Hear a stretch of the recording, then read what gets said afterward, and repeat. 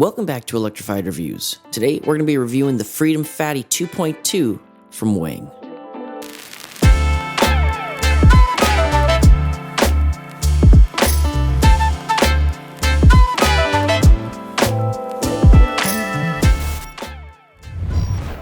With a name like Freedom Fatty 2.2, you'd expect this offering from Wing to be an offbeat character, and it doesn't disappoint. Traditionally, sticking to slim, urban chic designs, Wing's ventured off their beaten path with the Fatty, choosing to strap on some chunky Kendas tires that scream adventure time. But can this e-bike stomp through a muddy trail as comfortably as it saunters down a city boulevard? Well, let's find out.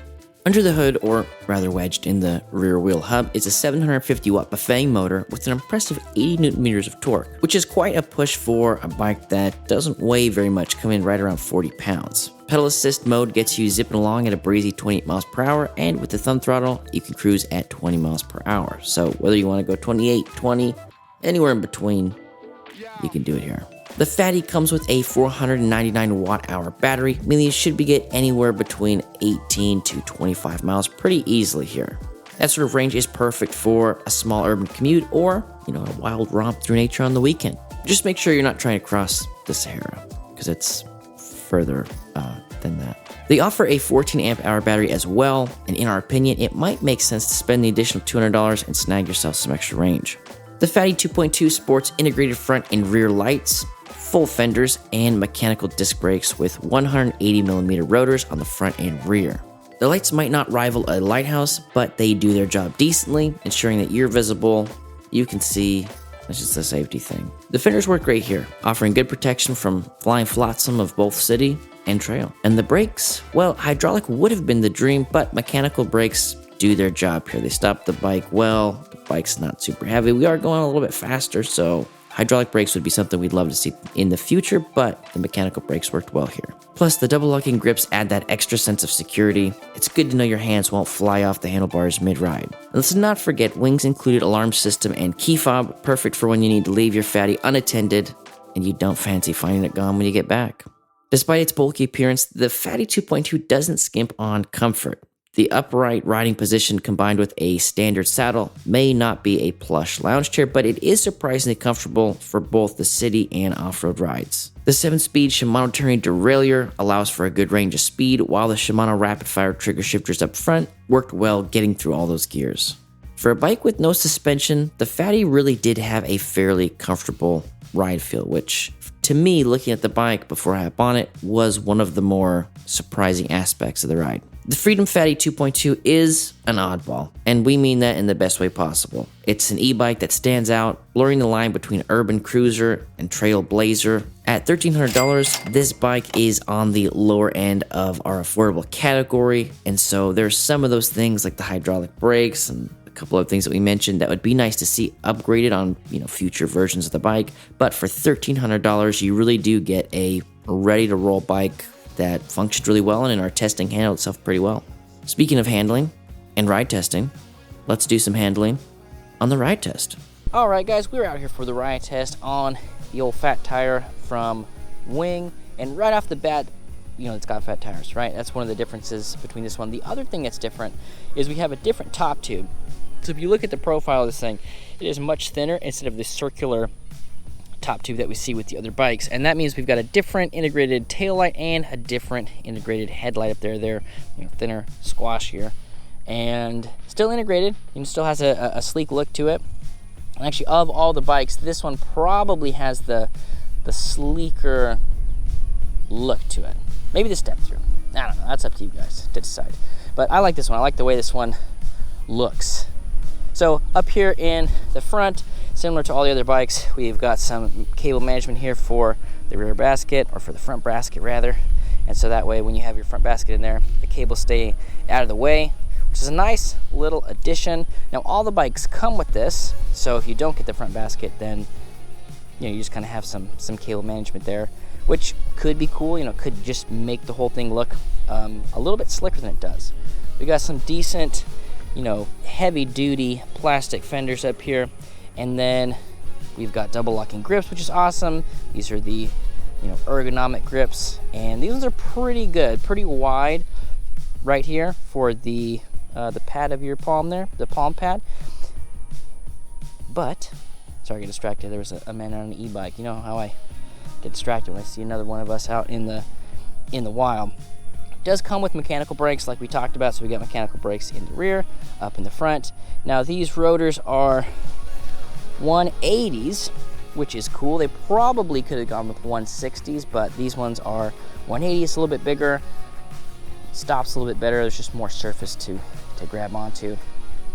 And guys, that is pretty much it for just sort of like our overview introduction to the bike as we hop on for the ride test. So let's go ahead and do that. Loats is not a word. So hit our power button right here and our screen's gonna come on. Got my fingerprints on there. Looking pretty nice. See if that's coming through in the display. Yeah, that looks pretty nice. So you can see we've got our power meter at the top. We got 3 bars left. It's gonna show us our current level of speed, which is 0. And pedal assist is 1, so it comes on in 1, and it's going to show the odometer here at the bottom. That's been zeroed out because we're going to see how many miles we put on it this morning. Let's go ahead and hop on, and I will adjust the camera as needed. How's that? Not too shabby. Let's pop it just a smidge here. That should be better. So let's go ahead. Why am I saying loats? I'm just making up words. So we're in pedal assist level 1. It's gonna take us to about 8 miles an hour. I'm gonna shift up here. And one of the things that I noticed when I first got on was the fact that the buttons are kind of over here this far, which if you wanna go down, not a big deal because you're trying to slow down anyway. So if you gotta kind of adjust your thumb out here, but to go up, it's just right here. So you have access to the horn, and then we can raise our level of pedal assist here. So we're in pedal assist level 2. Takes to about 11. 3. It's gonna take us to about 15. And then 4, gonna take us a little bit higher than that. 15. 4. Do a no-handed real quick. Not too bad to ride no-handed. A lot of the weight's in the back, so I wouldn't say it's necessarily ideal, but the side-to-side balance is pretty good. A little bit of a zippier power curve I feel here than some of the other wing bikes. Let's go ahead and hit our top speed, pedal assist level 5. 7th gear, going about 21, and this is a very nice pedal cadence. So they got the gearing right on the money, I feel like, for 7. Yeah, just kind of nice, easy pedaling, going 22. We start putting in a little bit of work here. Get up to 23, 24 pretty easily. Now, I know what you're thinking. You're thinking to yourself, Mitch, ooh, nice braking. You're saying, what if the battery dies, right? Well, let's find out. But let's shift down first, because I have a habit of not downshifting when I come to a stop. So let's go ahead and hit those brakes again. Put in pedal assist level 0. Get nothing from the motor, and let's pedal this thing around like a bike. First gear, pretty nice and easy. So if you were going to be at a dead stop, kicking off with first is nice. Pop it up into 2nd, pretty good as well. 3rd, looks like we might need to adjust that derailleur just a smidge. Skip to 4th, and yeah. Really, it's not too shabby. Morning. Up into 7th. We're good to go, but it's an e-bike review, guys. It's called electrified review, don't you know? So let's do a little bit more pedaling here. Now, as far as ideal pedal geometry, I could probably go up maybe about 1 inch to be sort of dialed in with a really solid pedal geometry. And the handlebars are pretty tall, so that wouldn't be, it would still be very comfortable if we did that. Let's go ahead and do just a little bit of off-roading this morning. Nothing too crazy. Make sure there's nobody coming. So we got those fat tires, but no suspension. Good Lord. All right, that was scary. There's a couple of washes there that haven't always been there. Whew. And that rattling you hear is just the key up there in the front. So we are back to business. Let's continue our off-road adventure.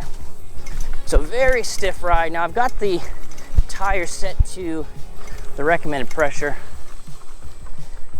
And so, you know, we're not really taking advantage of being able to put less air in there, give us a little bit more cushion.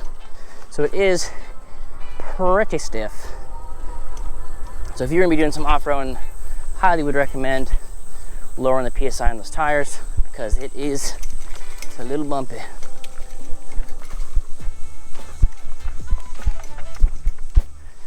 But these Kendas tires have some really good grip to it, so even though it is a little bumpy, we are in some, some loamy type terrain here. It's on some loose sand and some, what do you call those things? Pine needles, yeah. So it's a little bit loose and slippery, but these tires are giving us really good traction.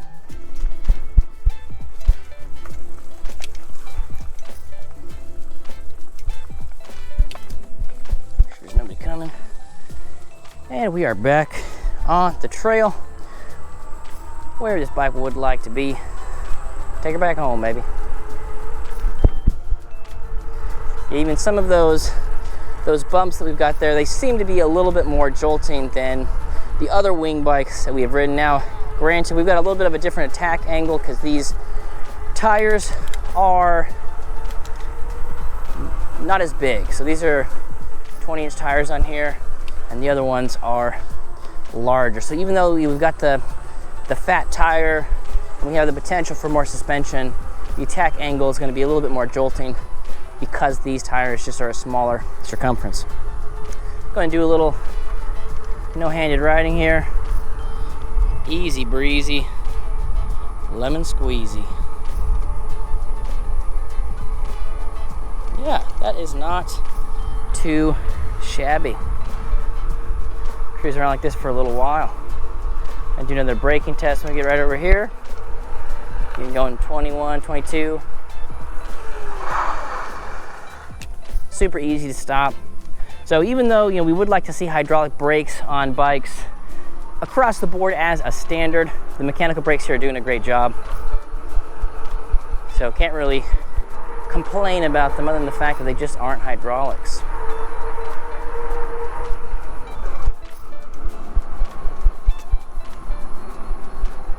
Now we're rolling around. Ooh, it'd be fun. There's this little hidden path over here.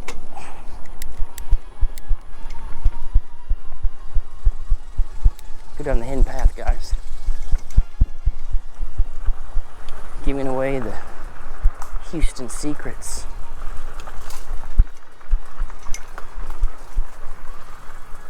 Now it handles that kind of terrain pretty good. Just some of that loose gravel.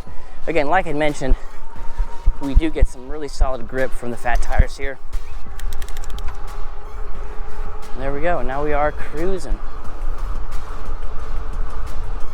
So when you are on, flat roads, things like that, it is a pretty comfortable ride feel. It's only when we start getting off into some of the bumpier bits that you start to tell the difference between a non-suspension and a full suspension, or even, non-suspension and a hardtail. But right here, this is something where we could cruise around like this for a while.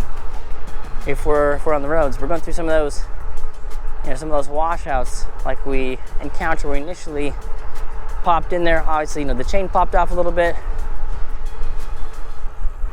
but we just just rock and roll. What kind of car is that? That's a... Maybe it's a Corvette. Some of those new Corvettes, they tricked me, thinking they're some super exotic car. Now, don't get me wrong, they are pretty dope. You know, and I know I'm not the only one that thinks that. You know, you look at some of these rappers and they're talking about like, oh, I got the Bugatti and the Benz and the 23 Corvette. So, you know, there's a lot of people that like those cars. So, don't judge me too harshly in the comments, guys. Don't do it. Anyway, guys, I think that is going to do it for our review of the old fat tire from Wing. For the 4 of you guys that are watching this, if you guys have any specific questions, you're really considering buying one of these bikes and want to know if it's going to fit your use case, or you have a very niche question about the bike, let me know down in the comments. Love talking to you guys, and we'll catch you on the next one. Yeah, I said we'll catch you on the next one. That's what I should do. I should take my catchphrase, turn into a song. Hey, I'll see you again, and I'll catch you on the next one.